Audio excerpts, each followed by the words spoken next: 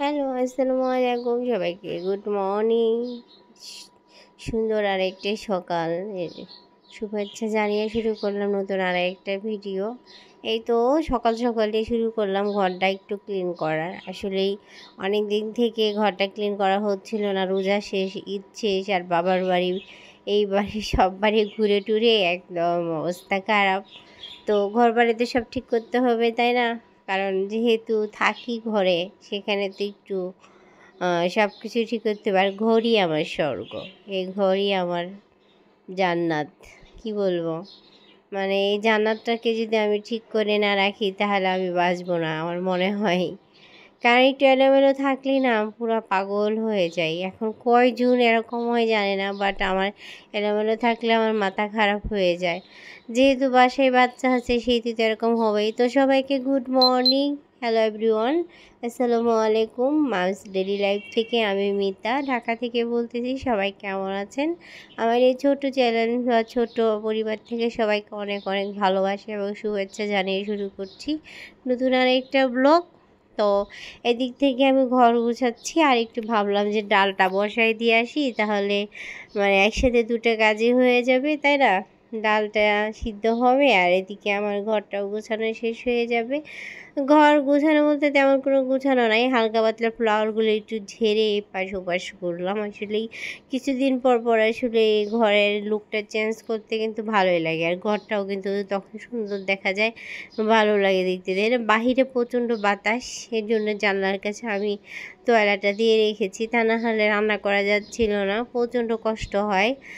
মানে চুলায় আগুনটা দেখা যাচ্ছে খাবারের মধ্যে লাগে না, রান্না হয়তো অনেক দেরি হয়ে যায়। আর এতে করে কিন্তু আপনার হলো দেখা যায় যে সময়ও লস হয় এবং কি গ্যাসও তাড়াতাড়ি ফুরিয়ে যায়, তাই না? তো এই তো ডালের মধ্যে আমি লবণ, তারপরে একটু পেঁয়াজ দিয়ে দিলাম। আমি আর কিছু দিব না, কারণ যেহেতু আমার ছোটো মেয়ের জন্য করা হয় বেশি, ও ঝাল টাল বেশি খেতে পারে না। আর মোট কথা আমি এখন ডালের মধ্যে তেমন কিছু দিইও না, ভালো লাগে না দিতে। এমনি দেখা যাচ্ছে ডালটা শুধু সিদ্ধ করে একটু শুকনো মরিচ আর পাঁচফোড়ন বা শুধু কালো জিরে দিয়ে বাগার দিলেই মজা লাগে। আর এদিকে দুটো ডিম সিদ্ধ করে নিয়েছি আমাদের মা বেটির জন্য। আপনারা তো জানেনই আমরা ডিম খেতে খুব ভালোবাসি। না, আসলে আমি ডিম খেতে ভালোবাসি না, বাট আমাকে ডাক্তার দিনে দুটো করে বা তিনটা করে ডিম খেতে বলছে, আমি তো একটাও খাই না। যদি সিদ্ধ করে রাখি দেখা যাচ্ছে ওইটা পরের দিন ফেলে দিতে হয়, এমন হয়। আর সাথে সাথে কিন্তু আমি আজকে আমার প্রিয় খাবার রান্না করছি, শুটকি মাছ। এদিকে কিন্তু শুটকি মাছটা বসা দিয়েছি, আপনাদের সাথে এত বেশি শেয়ার করতে পারলাম না, বক বক বক বক করে যাচ্ছি। ঠিক আছে, এই যে একদিকে মাছ একদিকে শুটকি, আলু আলু আর হলো বেগুন দিয়ে একদিকে রুই মাছ বসাই দিয়েছি, আর এইদিকে আমি একটু হালকা করে শুটকি মাছ বসাই দিয়েছি। তো অনেক দিন থেকে শুটকি মাছ খাই না, কেমন লাগলো দেখেন দেখতে। শুটকি লুকটা কিন্তু অনেক ইয়ামি হয়েছে, দেখে মনে হচ্ছে না অনেক টেস্টি হবে? সত্যি অনেক টেস্টি হয়েছিল।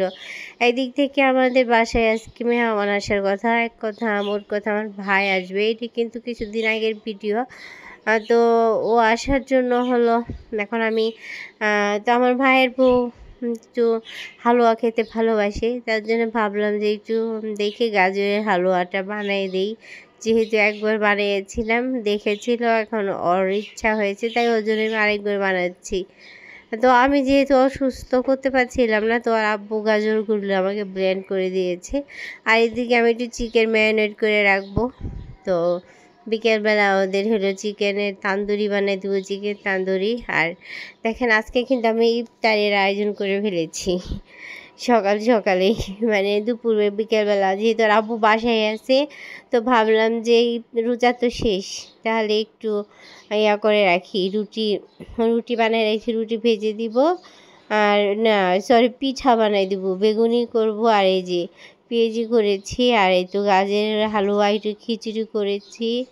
মানে এগুলো আসলে এখন আমাদের খাওয়া হবে না, খাইতে খেতে রাত হয়ে যাবে, কারণ হলো দুঃখের বিষয় ওরা আস্তে আস্তে রাত 8:30 9টা বাজবে, এই জন্য আমি সব রেডি করে ফেললাম। আর এই যে আমার চিকেন তান্দুরিও হয়ে গেছে গা, মশলা দিয়ে মেখে আমি এটা কেয়া করেছি। আর এখানে একটু ফ্রুট সালাদ বানাবো। ফ্রুট সালাদ বলতে হলো যেহেতু প্রচণ্ড গরম পড়েছে, একটু ফালুদা না হলে হয় না। আর আমার বড় মেয়েটা ফালুদা পছন্দ করছে।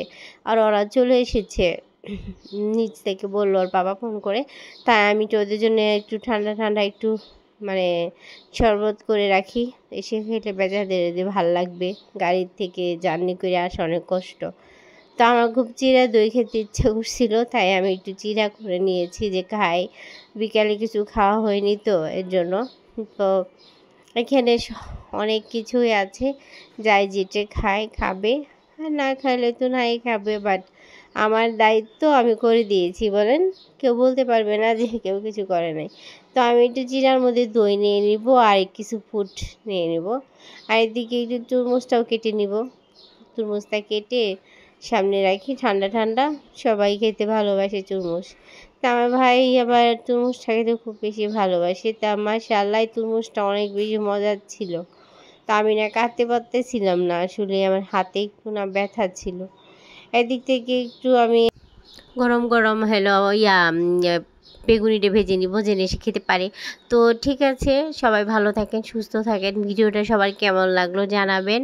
যদি ভালো লাগে তাহলে লাইক সাবস্ক্রাইব করে দিবেন, আর যদি পারেন শেয়ার করে